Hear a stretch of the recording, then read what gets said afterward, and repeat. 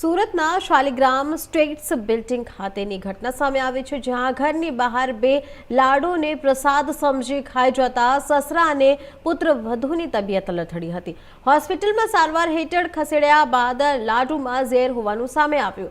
ઘટના બનતા પોલીસ દોડતી થઈ હતી। પરિવારજનોએ પોતાના જ ઘરની સામે રહેતા લોકો પર આક્ષેપ કર્યા। લાડુમાં ઝેરી દવા નાખી પરિવારને મારવાનો પ્રયાસ કરવા હોવાનો આક્ષેપ છે। સસરા અને પુત્રવધુ હાલ હોસ્પિટલથી સારવાર લઈ રહ્યા પરત ફર્યા। વધુ તપાસ ઉત્તરાણ પોલીસે હાથ ધરી છે। કિરણ નિલેશભાઈ ડોંડા છે। અમે શાલિગ્રામ સ્ટેટસ F1101 માં રહીએ છીએ। કાલે 10 તારીખના 3:30 વાગ્યા પછીનો આ બધો છે જે છે એ બધો 3:30 અમારા પપ્પા બહારથી આવ્યા તો અમારા બે દરવાજાની વચ્ચે જે ગેપ આવે છે અંદર ઉંબરો કે એમાં પ્રસાદી કોઈ નાખેલી બે લાડુ અને એને એમ કે કોઈ પ્રસાદી મૂકેલી હશે નાખી લીલું ગયું છે બપોરના વચ્ચે એ અંદર લઈને આવ્યા અને એને ડાઇનિંગ ટેબલ પર મૂકી અને પછી એને એમાંથી ખાધો પ્રસાદ। અડધો નહોતો ખાધો, એને બટકું જ ખાધું હતું અને પછી પાછા ઈ નીચે વહી ગયા અને એની 1-2 કલાકની અંદર ક્યારે એને અસર થઈ ખબર નથી। પછી હું પાણી પીવા ઊભી થઈ ત્યારે મેં કીધું લાઈ હું ખાઉં થોડો પ્રસાદ અને અમારી મમ્મીને આપું એમ। અમે બે સાથે કામ કરતા તો અમારી મમ્મીએ ના પાડી કે ના મારે નથી ખાવું, હું ઈ પ્રસાદ એનો હું ખાઈ લઈ। પણ પછી મેં જોયું ને અમારી મમ્મીને એમ કહું છું મેં વરિયાળી લાગતી નથી ને વરિયાળી જેવો ટેસ્ટ આવે છે કીધું એમ, આમ રીતસરની ગોળી ટેબ્લેટ તો પછી ફોન આવ્યો મારા દેરાણીનો ઈ કે એટલે સગી નથી કઝિન થાય ઈ કે બાપુજીને કઈ થયું છે કે એમ નહીં કેમ કે એને એડમિટ કરવા પડ્યા છે તો મેં કીધું કેમ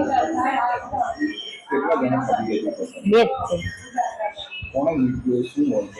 હવે ઈ સામે વાળાની ઉપર છે ડાઉટ બધો। અમારી તો એમ જ માંગ છે કે આવું કોઈ દિવસ કોઈની સાથે ક્યારેય કોઈ કરવું નહીં અને એને જો હું તો એમ માનું છું કે આપણે એને સજા આપીએ પણ એ વાત સાચી પણ ભગવાન જ સજા કરવા વાળો છે જે છે એ।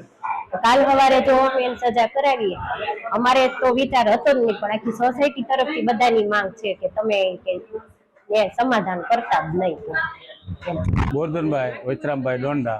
શું ઘટના બની હતી? હવે ઘટના તો કાલ 3 વાગ્યે બની હતી અને એ લાડુડી મેં ખાધી। લાડુડી ખાધા પછી મને ફેર ચડ્યા અને ત્યાંથી હું બેહોશ થઈ ગયો એટલે પછી મને ત્યાં દવાખાને લઈ ગયા। પહેલાં તો જાણે વિનસમાં લઈ ગયા હતા, ત્યાં જગ્યા નહોતી એટલે પછી કિરણમાં લઈ ગયા। શું કેસો કોના દ્વારા આ ઘટનાને અંજામ આપવામાં આવ્યું?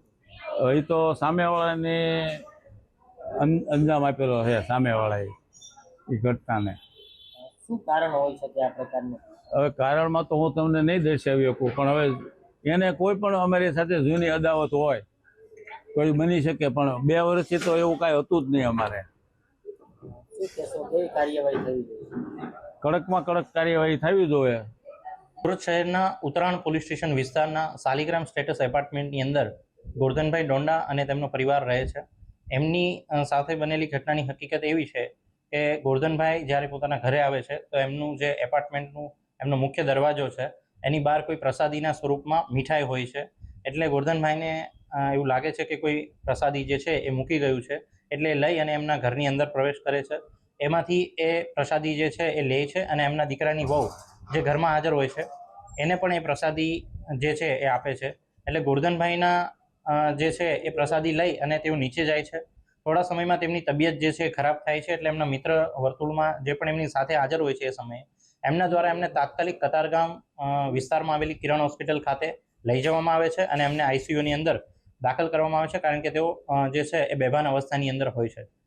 થોડા સમય બાદ એમના જે દીકરાની વહુ છે એમણે પણ આ પ્રસાદી જે છે એ લીધી હોવાથી એમને પણ તેની અસર થાય છે અને એમની હાલત પણ ખરાબ થતાં પરિવારના જે સભ્યો ઘરે હાજર હોય છે એમના દ્વારા એમને પણ કતારગામની કિરણ હોસ્પિટલ ખાતે જે છે એ લઈ જવામાં આવે છે અને ત્યાંથી આ એક બાબત સામે આવે છે કે એક જ પ્રસાદી લીધેલી હોવાના લીધે સસરા અને વહુ એ બંનેની તબિયત ખરાબ થયેલી છે. તો હાલના તબક્કે જે છે એ ઉત્તરાયણ પોલીસ સ્ટેશન દ્વારા જાણવાજોગ જે છે એ દાખલ કરવામાં આવેલી છે અને આ જાણવાજોગના કામે જે હકીકત મળતા અમારી ટેકનિકલ એનાલિસિસ અને બીજી જે ટીમો છે એ શકમંદ લોકોની જે છે એ તપાસ કરી રહી છે અને જે મુદ્દામાલ છે આપણી પ્રસાદી જે છે મીઠાઈનું સેમ્પલ એને કબજે કરી અને એફએસએલની અંદર એના પૃથ્થકરણ માટે એનો વિશેષ અહેવાલ આવે કે આની અંદર કયો કન્ટેન્ટ હાજર છે, શું છે હકીકત, એના માટે જે છે એ એફએસએલની અંદર આ જે સેમ્પલ પણ જે છે મોકલવામાં આવ્યા છે અને બીજા જે પણ શકમંદ લોકો છે એના તમામ એંગલથી જે છે ઉત્તરાયણ પોલીસ સ્ટેશનની ટીમ એ તપાસ કરી રહી છે. પરિવારજનો દ્વારા તેમના જે સામેવાળા પાડોશી છે તેના ઉપર જ શંકા વ્યક્ત કરવામાં આવી રહી છે, તેને લઈને કેટલીક કઈ કાર્યવાહી છે?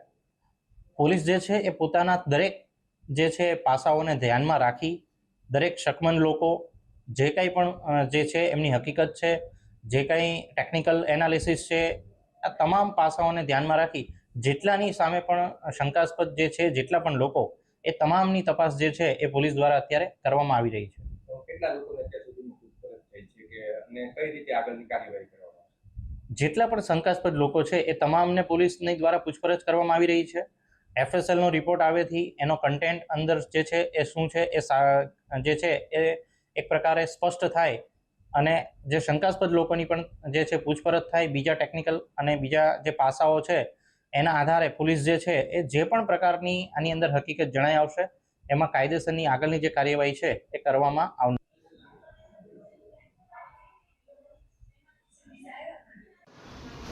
કરાઈ દો 2 મિનિટ રોકાઈ જાવ ને હવે.